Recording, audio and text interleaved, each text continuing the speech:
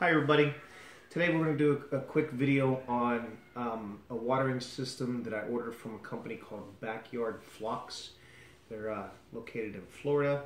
I wanted to be able to install a watering system into my chicken coop that allows me to have as little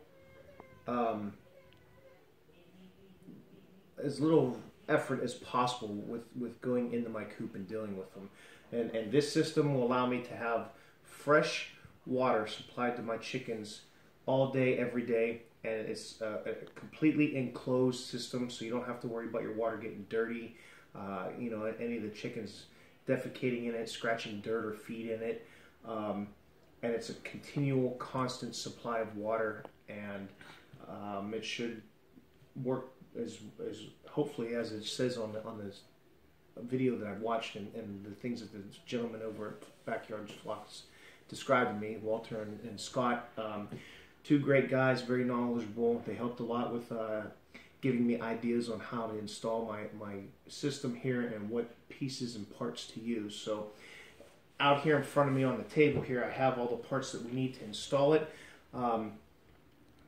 Of course, you're going to have to buy your PVC pipe and maybe a couple couplings and fittings. You know, it's all going to be predicated on your individual water system and how you want it to run in your coop or outside. If you have chickens that are free ranging and you need somewhere for them to go and get water, whatever, it's all going to be different based on your own personal setup.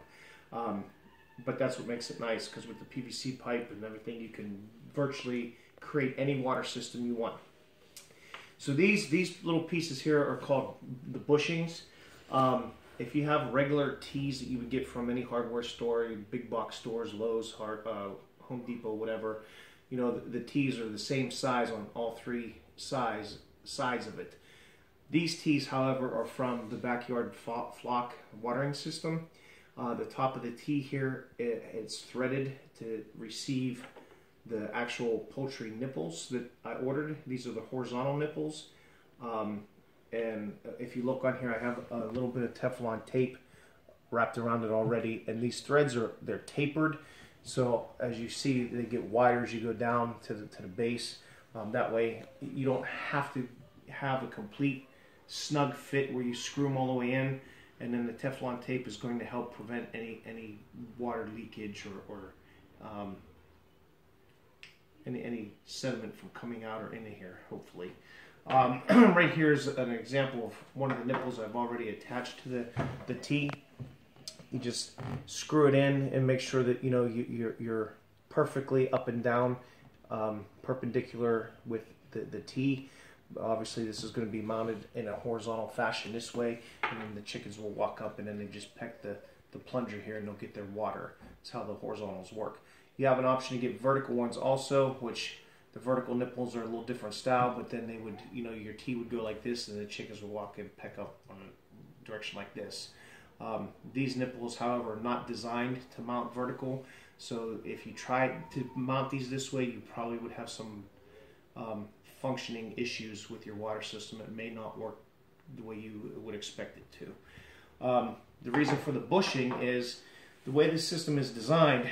You want your watering system to stop as close as possible to your last nipple on the run, however many nipples you have. My particular run is going to be 6 nipples. So I have the 5 tees, and then I ordered 5 bushings in case I ever want to add on or I need to replace. Something happens, one breaks, I have extra parts. That's why I ordered extra. So at the very end of my run, the very last nipple, instead of it being a T, it's going to be a 90-degree elbow.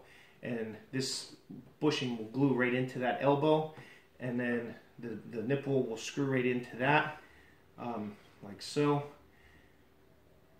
And the reason for that is you don't want any water to go any further past your last nipple than necessary.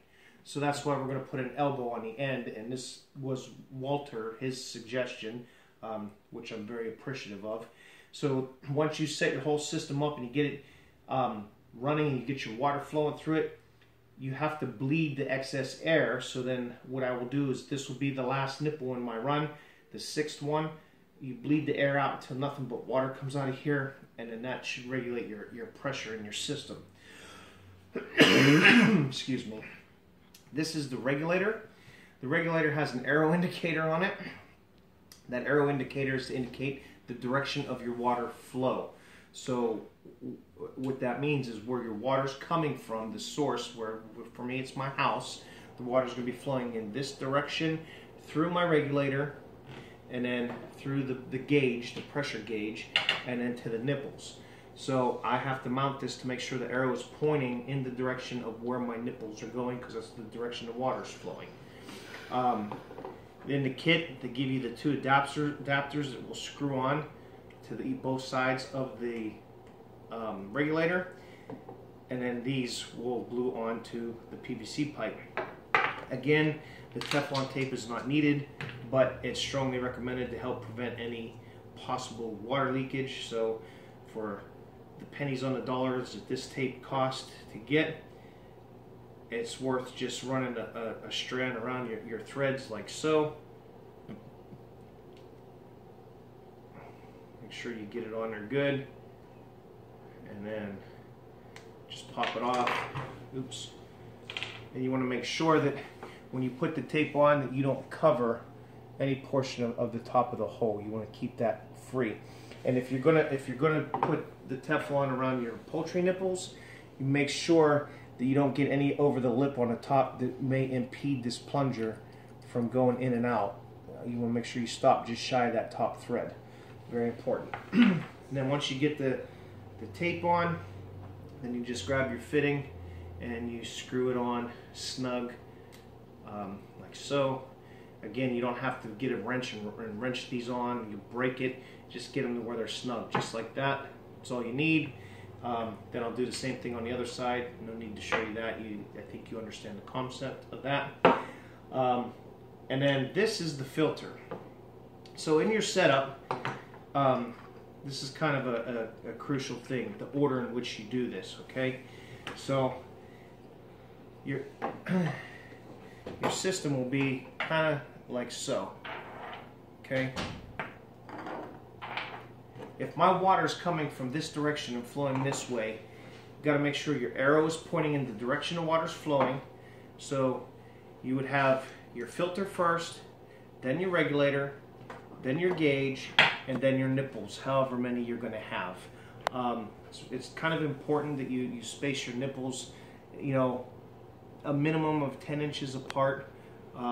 But the more space you allow your chickens in between each nipple, the happier they'll be, the less fighting you may have over the watering. And it just makes them a little more comfortable to be able to access their water without feeling crowded. So a minimum of 10 inches between each nipple, or however wide you want to go. The filter.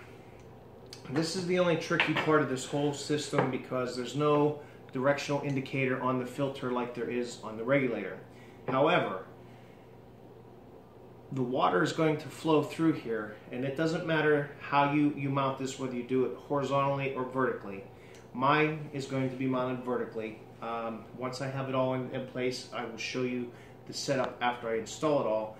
But the water, if you push right in here with your finger, you could pop this screen out, and that's so if you need to clean it or replace it, okay? So obviously, I don't want to mount this vertically like I'm going to, and the water coming this way up into here and popping the screen out, and it defeats the purpose of it in there. So you want to make sure you mount the sediment filter so the water flows forcing the screen, the pressure into this, so it's pushing in so it don't pop out. And here's the adapters that they supply you in the kit. Again, you got threads on the one adapter. I would go ahead and put some Teflon tape around here and then screw it on, and then I would wrap this once or twice with Teflon tape, screw this on. Now, the other piece of advice that I will give you when you install this is make sure you give yourself a little extra room with your pipe and flexibility. So if you need to change your filter, the screen in there, you can unscrew these and be able to have the flexibility in your pipe system to get this detached all the way so that you can pop your screen out and clean it or replace it. We're going to go ahead and go outside right now, and